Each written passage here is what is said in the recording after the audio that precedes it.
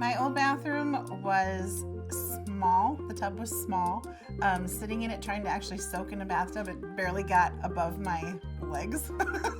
So the fact that this is 19 inches deep, they said I'm be above the moon for that. So I'm very excited for that. So I love designing my dream bathroom because it was like being able to pick and choose what I wanted. Like this was me being able to create my bathroom. So I got to pick the style of the faucet, the chrome versus brushed nickel.